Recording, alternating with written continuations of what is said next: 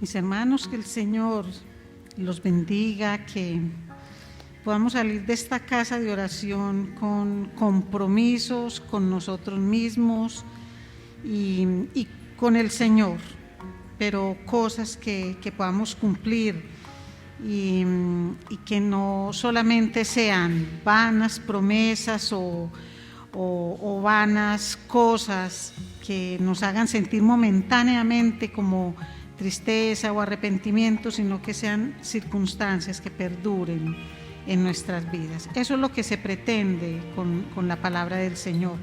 Y un texto como el que nos trae el Evangelio de Marcos en esta noche es de esos textos que le arruga a uno el corazón, literalmente, que hacen que uno tenga que agachar la cabeza para pensar en todo lo que sucedió en el Gólgota, que podamos meditar en todo lo que pasó en la cruz, en lo que es el poder de la cruz, el significado de la cruz.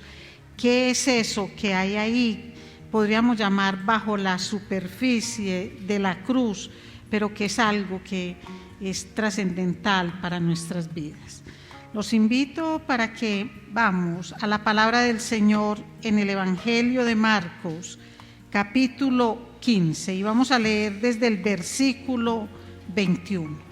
Antes de iniciar esta lectura, recordemos que Jesús fue sentenciado a muerte y a pesar de no encontrarle Pilato como mal alguno que lo llevara a la cruz, que era lo que pedían los sacerdotes, los escribas, todo el Sanedrín, pues finalmente decidió darle gusto al pueblo y lo entregó para que se burlaran de él, para que hicieran un escarnio público, también para que lo azotaran de una manera brutal, para ver si de esa manera el pueblo decía, pues ya es suficiente castigo, déjenlo.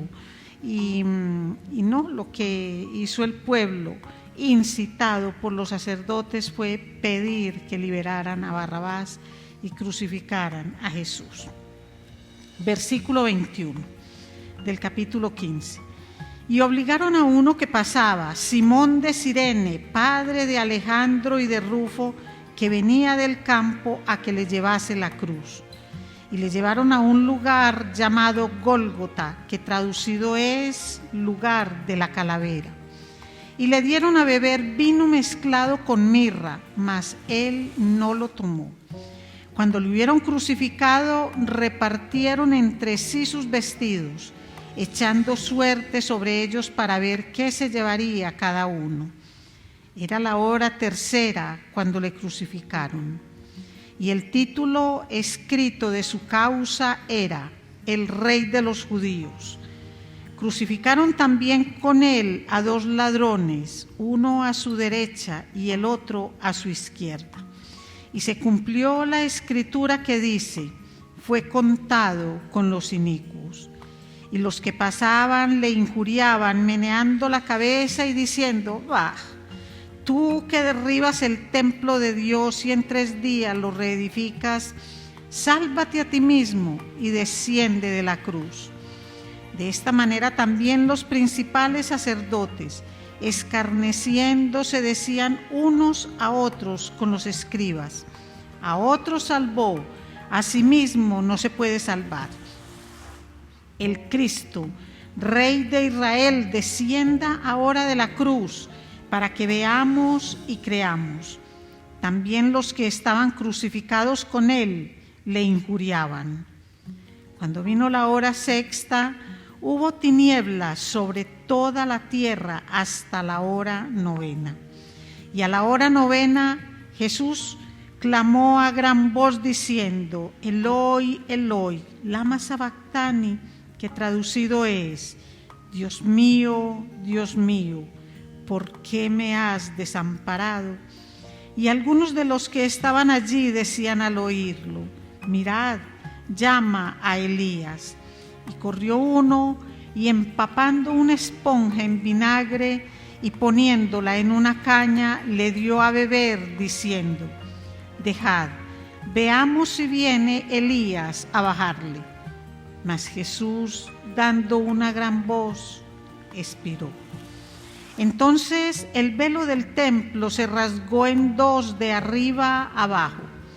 Y el centurión que estaba frente a él, viendo que después de clamar había expirado así, dijo: verdaderamente, este hombre era hijo de Dios.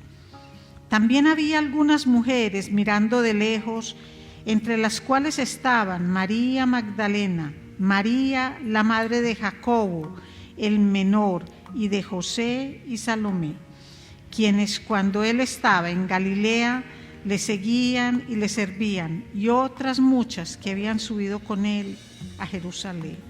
Mi Señor, ayúdanos, Padre, a entender el motivo de la cruz. Ayúdanos, Señor, a entender su significado. Que lo conocido de este pasaje no vuelva trivial la cruz.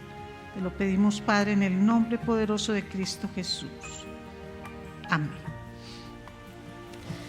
Mis hermanos,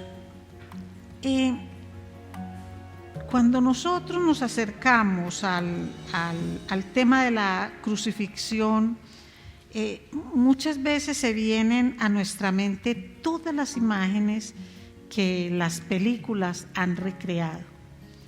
Y créanme que así fue.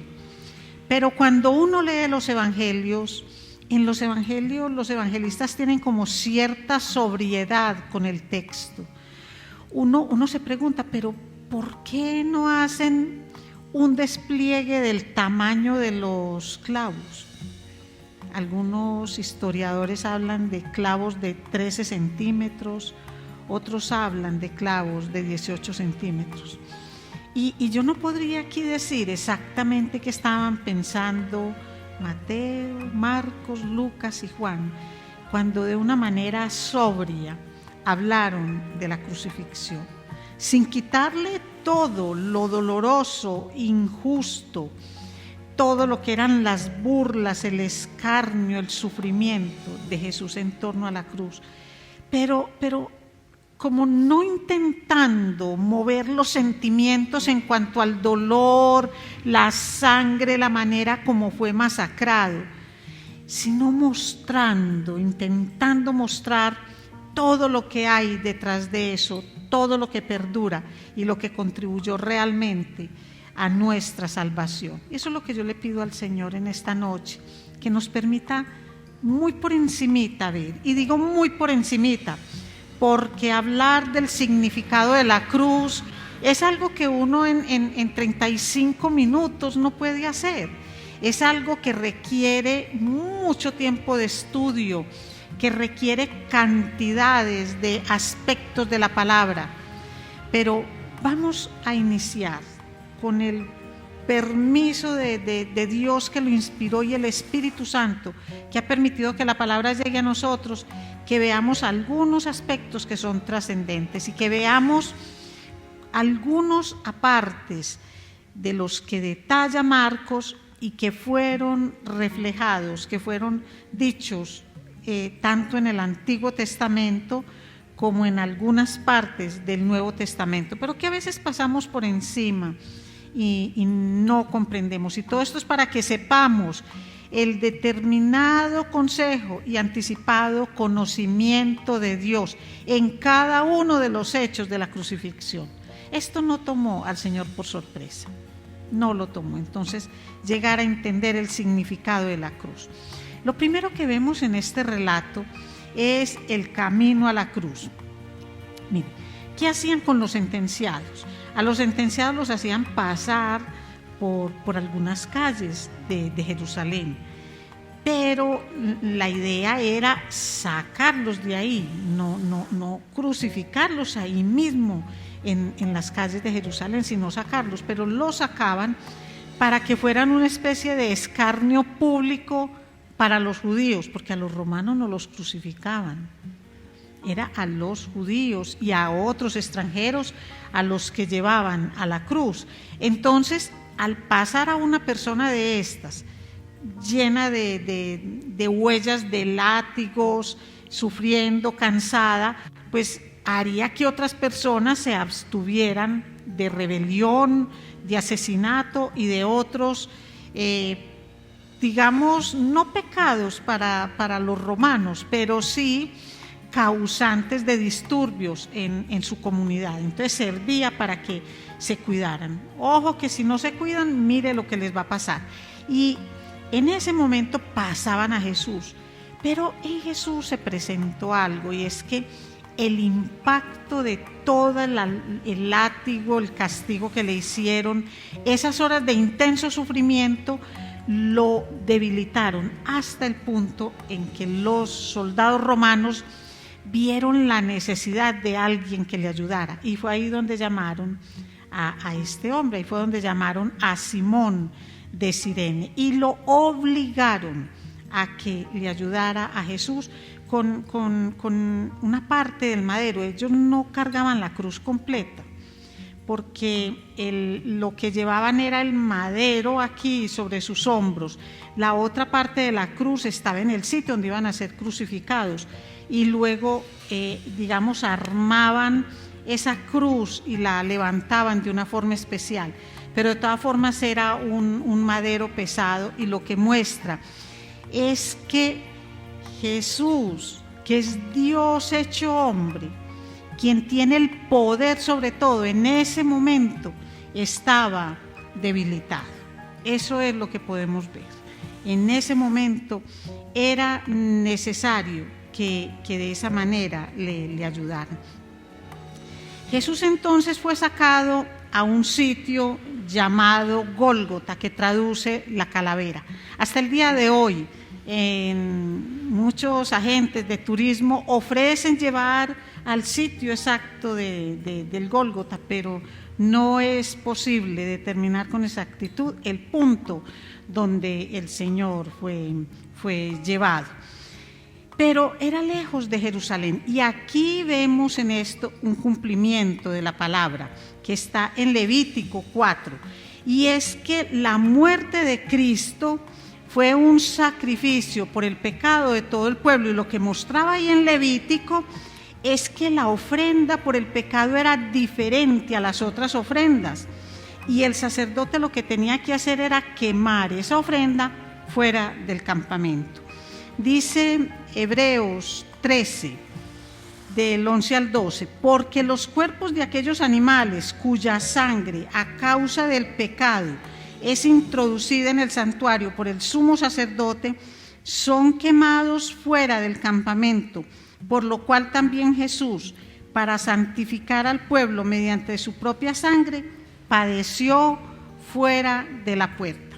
Aquí todo lo que vamos a ver en esto es que vamos a ver lo dicho en Hechos 2:23, el determinado consejo y anticipado conocimiento de Dios. Todo eso está dentro del significado de la cruz. Tratan entonces de ayudarle con el madero, pero también le ofrecen vino mezclado con mirra, pero él no lo tomó. Ese vino mezclado con mirra era como una especie de estupefaciente, y eso cumplía varios objetivos. Uno podría decir, bueno, querían de verdad ayudarle porque era un analgésico, para que no le doliera tanto. Eso lo que muestra es que cuando a Jesús lo sacaron, después del azote, lo sacaron destrozado, desde su carita hasta los pies, absolutamente destrozado. Pero también ese estupefaciente se los daban para que al momento de ser clavados en la cruz no opusieran mucha resistencia. El caso es que Jesús tomó la copa completica. Esta mirra, este vino con mirra, el Señor no lo recibió. Él fue consciente hasta el último minuto en que entregó su vida. Luego de esto, vemos al Señor, ya lo pasa Marcos inmediatamente a la crucifixión. De una vez lo vemos colgado en la cruz. Cuando le hubieron crucificado. Y aquí es donde nosotros no vemos todo ese detalle de lo que implicó la crucifixión. Hay películas que son absolutamente desgarradoras, pero hay algo. Cuando uno ve una película de esas y uno dice, ay, qué pesar, cómo le hicieron esto, qué es esto tan horrible, y puede uno inclusive llegar a las lágrimas, pero no hay un conocimiento real de qué fue lo que pasó en la cruz. ¿Qué pasa cuando yo termino de ver la película y me pasa la sensación que vuelvo al pecado? Y eso no tiene sentido. Es que eso es lo que nos pasa. Eso es lo que nos pasa, que nosotros necesitamos interiorizar lo que pasó ahí en la cruz, pero de una manera real. Porque cuando se tiene plena conciencia de eso, entonces lo que hace uno es entregarse de verdad al Señor, pedirle a Él ayuda para no seguir en estos pecados. Cuando uno entiende lo que Él hizo en la cruz, no solo cuánta sangre derramó, no solo cuánto sufrió, no solo el dolor que eso representó, no solo cuántas horas fueron. Cuando uno dimensiona eso, el asunto con respecto al pecado cambia radicalmente. Todos somos pecadores, pero a lo que tenemos nosotros que llegar es a tener verdadera reverencia por lo que pasó en la cruz. Y eso es lo que nos va a servir a nosotros para no estar siempre en los mismos pecados. Entonces, lo que hacían con estas personas en la cruz era que las dejaban morir. Era una muerte supremamente dolorosa, una agonía prolongada, 2, 3 días desnudo, la inclemencia del tiempo, todo. Con Jesús fueron 6 horas. Entonces uno puede decir, pero qué tan débil. Él no era ningún débil, absolutamente no. Era un hombre fuerte, fue un carpintero esforzado, él físicamente era fuerte, pero es que al final lo que nosotros entendemos es que a él no le quitaron la vida, él entregó su vida por nosotros. Vamos a mirar en esas 6 horas algunas personas que hicieron.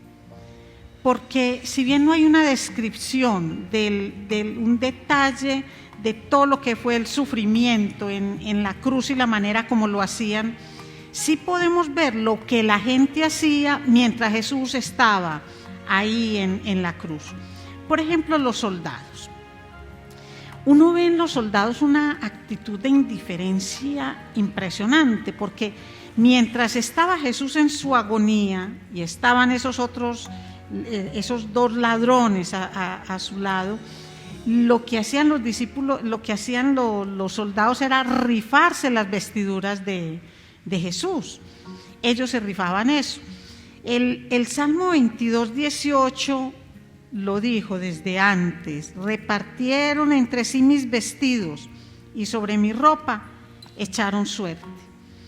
Y uno ve que ellos se quedaron con unas prendas usadas que Jesús tenía, pero se perdieron de mucho, de todo, porque se perdieron de la posibilidad de la vida eterna. Todos los que pasaban, los curiosos, injuriaban a Jesús. También los escribas y sus compañeros, los sacerdotes, lo escarnecían y le pedían cada vez más señales. Los ladrones, aún al lado de él, denigraban. Hay personas que dicen que este era el ladrón bueno y el otro era el ladrón malo. Los dos eran ladrones, que uno tuvo una actitud y el otro tuvo otra, pero ambos eran ladrones. Y miren el Salmo 22, cómo anticipa todo esto, cómo se da el cumplimiento de la palabra.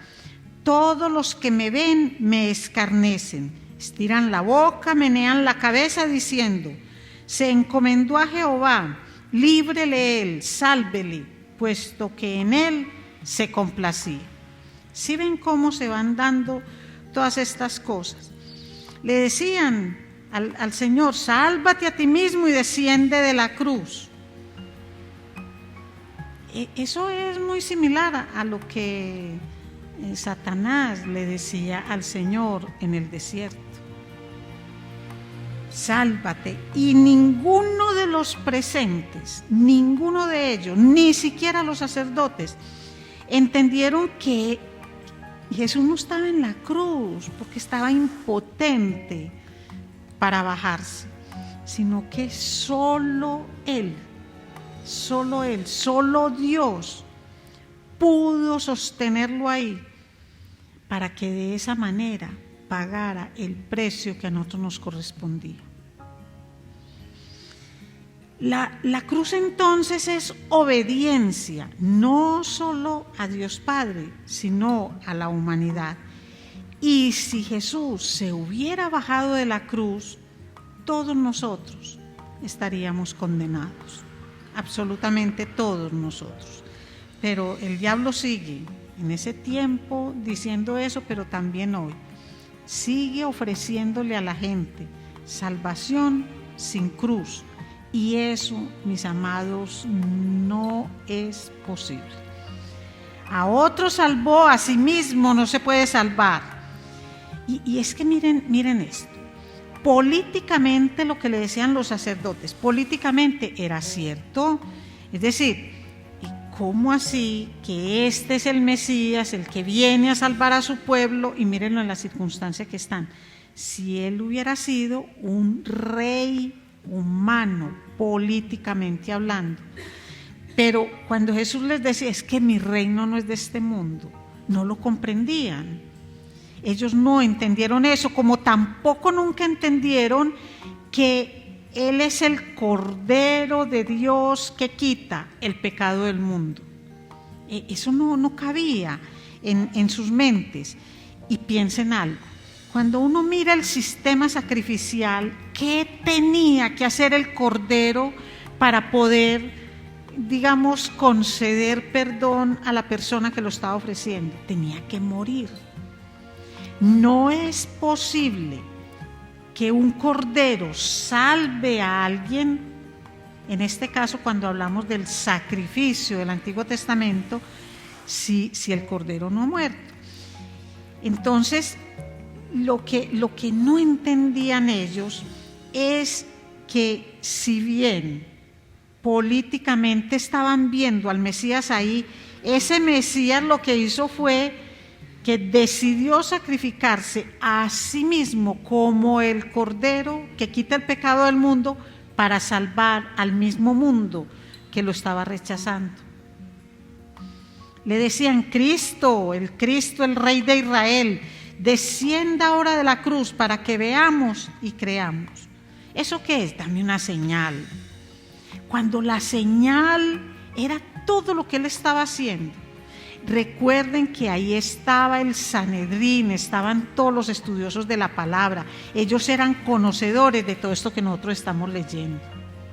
Nosotros tenemos toda la verdad revelada, pero ellos conocían las Escrituras, las sabían de memoria, pero nunca su envidia, su odio, su rabia los cegó totalmente y no quisieron ver la verdad que había ante sus ojos. Cuando seguimos viendo todo este detalle en la cruz, lo que ahí sucede ahí externamente y lo que hay por debajo, como digo yo, por debajo de la superficie de la cruz, vemos una costumbre que tenían los romanos, y era que marcaban la cruz, lo que decían era el pecado, la afrenta que había conocido el crucificado. ¿Y cuál era la afrenta? Que él era Jesús, el Rey de los judíos. Y Pilato lo hizo colocar en 3 idiomas para que todo el que pasara y hablara hebreo, griego o latín pudiera leer que Jesús era el Rey de los judíos. Así no le gustara a los sacerdotes.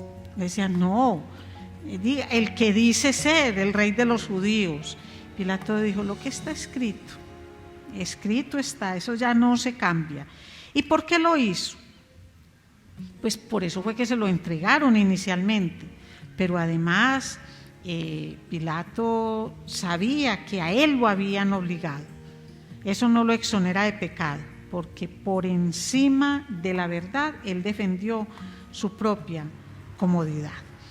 Miren también cómo Isaías 53 anticipó el hecho de estar Jesús en medio de unos ladrones. Dice Isaías 53:12: por tanto yo le daré parte con los grandes y con los fuertes repartirá despojos, por cuanto derramó su vida hasta la muerte y fue contado con los pecadores, habiendo él llevado el pecado de muchos y orado por los transgresores.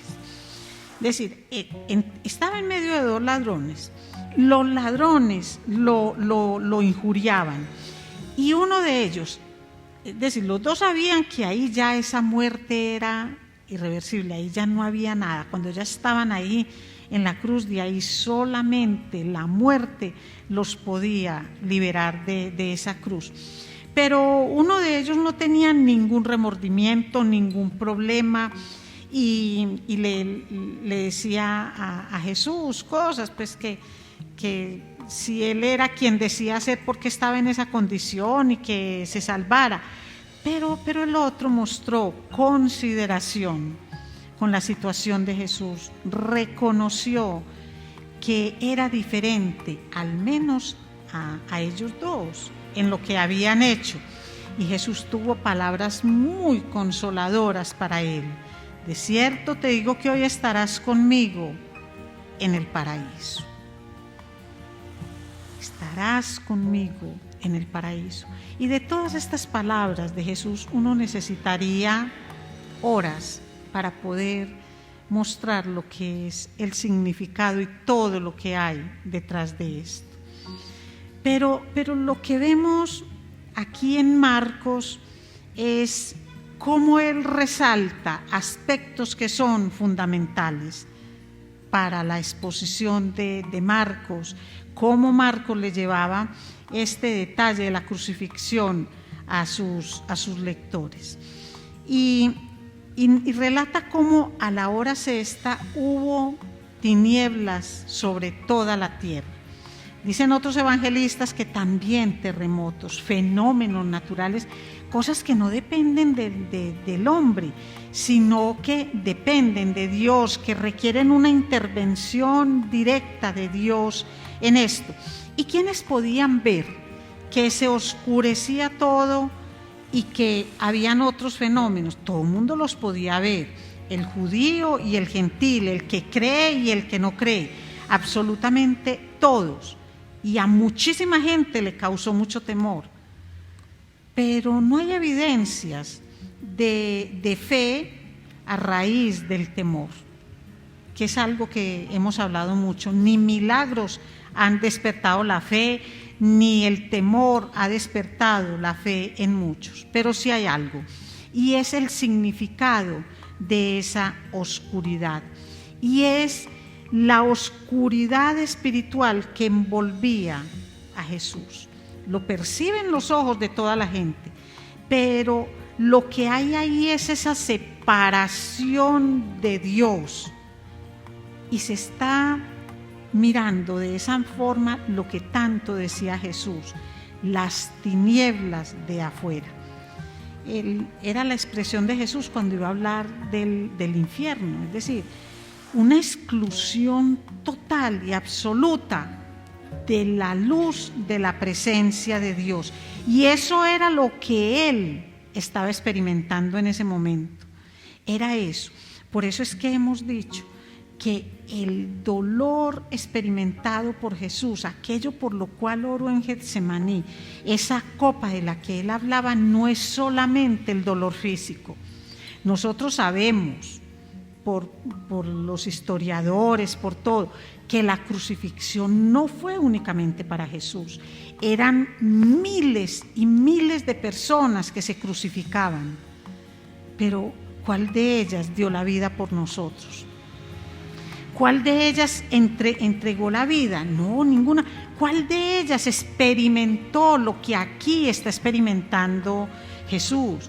Es que Jesús lo que está experimentando en ese momento y lo que está significando todo eso es el peso de millones y millones de infiernos que cada uno de nosotros tenía que pagar.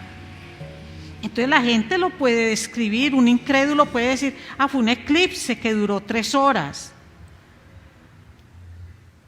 Encuentre otro.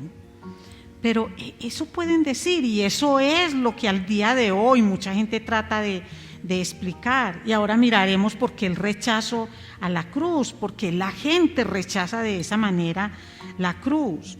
Lo que está diciendo, lo que está mostrando aquí es que Dios mismo estaba juzgando el pecado de la humanidad y cargando la culpa sobre su propio Hijo.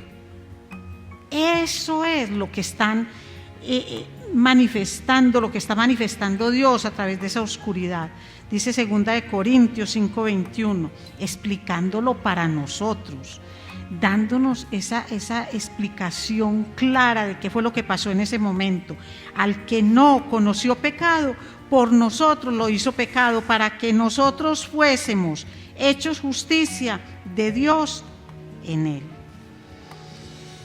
Miren, si el resultado del pecado es la separación de Dios, al cargar con la culpabilidad de nuestros pecados en la cruz, de mi pecado, que es lo que cada uno de nosotros debe decir, porque si nosotros no interiorizamos esto, sino que lo diluimos entre todos los nosotros, que no sabemos cuántos somos, ni cuántos seremos, porque Él está cargando con el pecado pasado, presente y el que vendrá, de nosotros y de los que han de creer en Él. Imposible para nosotros contarlos. Entonces, ¿qué fue lo que tuvo que hacer Dios en ese momento? Separarse de su Hijo y exponerlo a la ira y al juicio divino. Isaías 59:2 también muestra de manera anticipada que era esto: pero vuestras iniquidades han hecho división entre vosotros y vuestro Dios, y vuestros pecados han hecho ocultar de vosotros su rostro para no oír.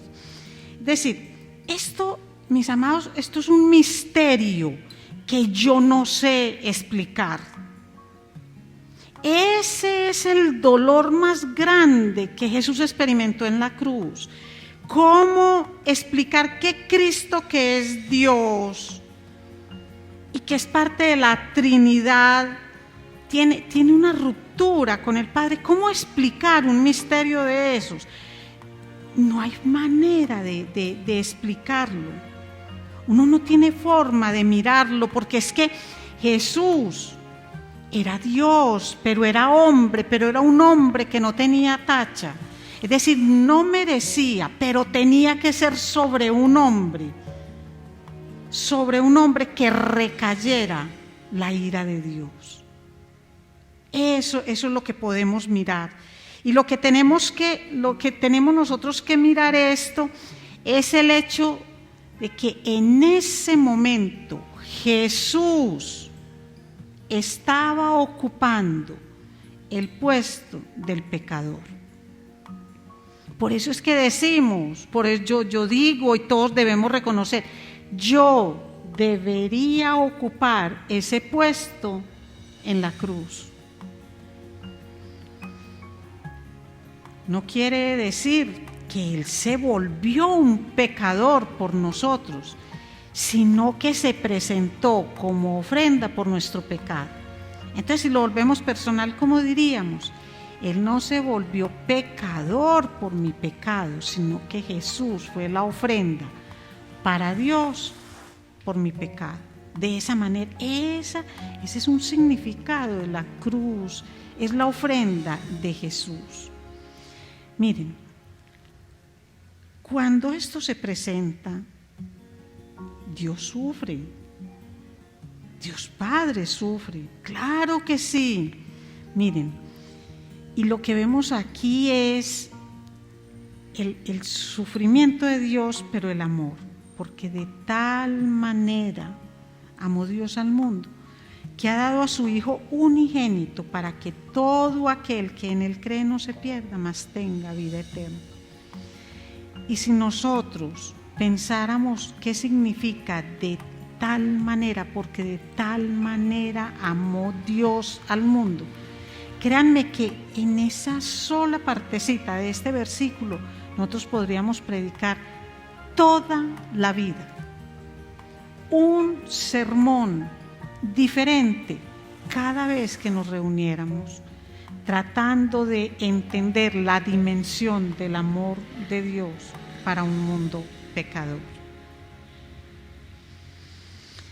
Miren un suceso que puede para muchos parecer insignificante. Empapando una esponja en vinagre le dio a beber. Aún eso estaba anticipado en el Salmo 69. El escarnio ha quebrantado mi corazón y estoy acongojado. Esperé quien se compadeciese de mí y no lo hubo, y consoladores y ninguno hallé.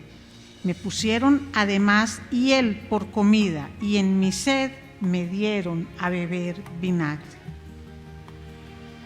Y luego dice, mas Jesús, dando una gran voz, expiró. O dice Juan, en el capítulo 19, cuando Jesús hubo tomado el vinagre, dijo, consumado es, y habiendo inclinado la cabeza, entregó el Espíritu. Es decir, en este caso, ahí la muerte no lo sorprendió, sino que fue él mismo quien salió al encuentro de la muerte. Y ya les he dicho en otras ocasiones que esto no fue un suicidio, no. Es por el determinado consejo de Dios, de la Trinidad, como el único medio para salvar a la humanidad, porque la paga del pecado es muerte, y la única forma de lograr pagar ese precio de la muerte es que el justo muriera por el pecador. Y miren otro milagro, ahora vimos uno, el de la oscuridad durante 3 horas. Eso es un milagro, porque ahí está la mano del Señor haciendo posible eso. Y sucede otro milagro. Entonces el velo del templo se rasgó en 2, de arriba a abajo.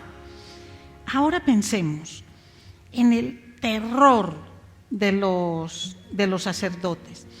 Un romano no entendería eso. A un romano le dicen, cuando hubo ese terremoto, esa oscuridad, y cuando el rey famoso aquel murió, mira lo que pasó allá en el templo. Eso no les importa, no lo entienden. Los sacerdotes en ese momento, ¿qué vieron? Abierto el lugar santísimo, al cual solamente una vez por año podía entrar el sumo sacerdote. Y miren esto, de tal manera amó Dios al mundo, que en lugar de tener venganza por la manera como humillaban, maltrataban, despreciaban al Hijo, lo que hizo fue abrir el campo, abrir el corazón y decir, es que para llegar a mí no necesitan ni sumo sacerdote, no necesitan sacrificios. Es más, ¿para qué templo? ¿Para qué un templo donde no hay vida, donde no está mi Hijo? No tiene ningún sentido. Años 70 de la era cristiana, y ese templo fue derrumbado. Y Dios decidió habitar en este templo que somos nosotros. Y las cosas han cambiado de esa manera, porque lo que está haciendo Dios en esa cruz es renovando el pacto, es dándonos el pacto de la gracia. Y eso es lo que nosotros vivimos hoy, eso es lo que significa la cruz. Eso y muchísimas cosas más en lo que tiene que ver con la expiación del pecado, la propiciación. En todo eso se ve lo que es el significado de la cruz. Cosas que no se logran cuando yo solo me quedo en ver el dolor físico de Jesús. Porque hay gente que inclusive llega a pensar, pues que no fueron sino 6 horas de dolor ahí. Hay otros que 2 y 3 días en condiciones muy complejas. A ellos inclusive, como eso era iba a empezar el día de reposo, esto fue viernes y ya iba a empezar el día de reposo, ¿qué tenían que hacer? Para no dejarlos ahí expuestos, les iban a quebrar las rodillas para que al descolgarse su cuerpo, la tráquea se zafara y ellos murieran por asfixia, que era otra forma de ellos morir. Pero el Señor expiró, el Señor entregó su vida. A los ladrones les quebraron las rodillas, pero cuando llegaron al Señor, ya el Señor había entregado su espíritu, ya había dicho, consumado es. Y cuando dijo consumado es, no es mirando al pasado, no es diciendo, ya llevo 33 años, ya llevo 3 años y medio de un ministerio terrenal, ya hice lo que tenía que hacer, sino que consumado es hacia el pasado, pero también hacia el futuro. Ya estaba determinado todo lo que se tenía que hacer, porque el sacrificio en la cruz no fue hacia atrás, sino que el sacrificio en la cruz es para siempre. Todo eso y más es el significado de la cruz, y es el significado de la ruptura de ese velo desde arriba hacia abajo. Un velo, dicen que ni con 2 caballos tirando de ambas esquinas podría romperse de esa manera, pero para Dios absolutamente todo es posible, y eso era lo que Él quería enseñarnos. Quería mostrar que el sacerdocio levítico ya no tiene tampoco ninguna razón de ser.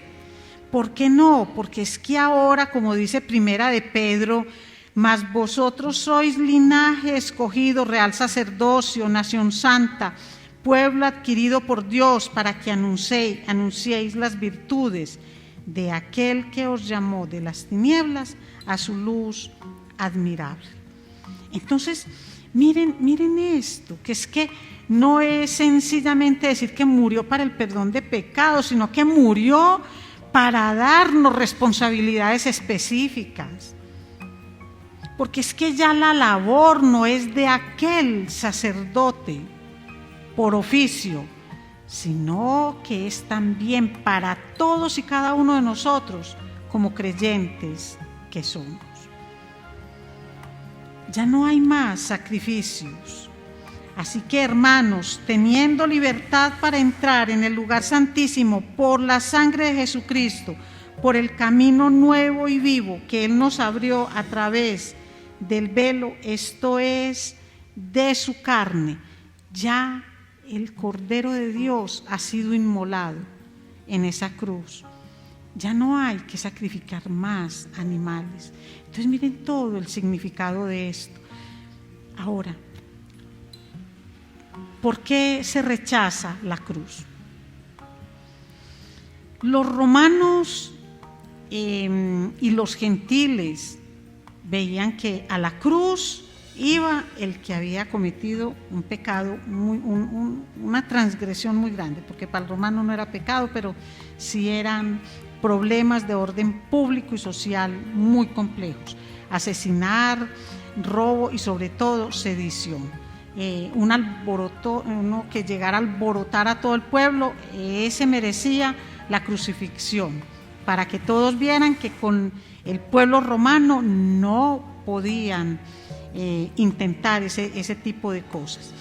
Pero ¿cómo? Entonces era vergonzoso. Pero ¿cómo era para los judíos? Decían, porque lo dice el Deuteronomio, que quien era colgado del madero era maldito. Entonces, eso era como ellos entendían la cruz en ese momento. Por eso era que Pablo y todos los apóstoles, cuando hablaban de Cristo crucificado, encontraban rechazo en todas las personas que escuchaban eso, porque el mensaje de la cruz es una locura. Por eso Pablo decía, es que es olor de vida para vida, olor de muerte para muerte. Nosotros predicamos a Cristo crucificado, para los judíos ciertamente tropezadero y para los gentiles una locura. Pero ¿y cómo es para nosotros hoy? ¿Por qué hoy rechazamos? Y hay dos aspectos que se ven claramente en muchas personas que rechazan la cruz, y es porque la cruz revela que el pecado cometido por el ser humano es tan grave, tan supremamente grave, que Jesús murió en la cruz para pagar el precio de ese pecado, y eso es algo que no se dimensiona. ¿Cómo va a ser tan grave que yo haga esto, que ni siquiera la ley lo castiga? ¿Cómo va Dios a castigar eso? Entonces rechazan la cruz, y porque hiere el orgullo. No, yo debo hacer algo. Si yo reconozco que me equivoqué, yo debo hacer algo para pagar. Pero delante de la cruz no hay nada con lo cual podamos pagar, porque la cruz es el pacto de la gracia. Así que mirar a la cruz no es un motivo para nosotros ni autojustificarnos, ni adularnos, ni ver la cruz es solamente un momento para llorar y decir que tan malos aquellos que le hicieron eso, sino que cuando nosotros lleguemos a un texto como este, luego que lo leemos una y otra vez, debemos doblar las rodillas, cerrar los ojos y esperar a que sea Dios mismo el que nos dé el consuelo y nos dé la paz. Eso es lo que debemos hacer. Aquí no es decir que cómo le hicieron esto o aquello en su cuerpo, porque es que no fueron ellos que se lo hicieron, sino que soy yo. Y hasta que no hablemos cada uno de nosotros de esa manera, atribuyéndonos la culpa por el pecado, no vamos a entender la dimensión de la cruz.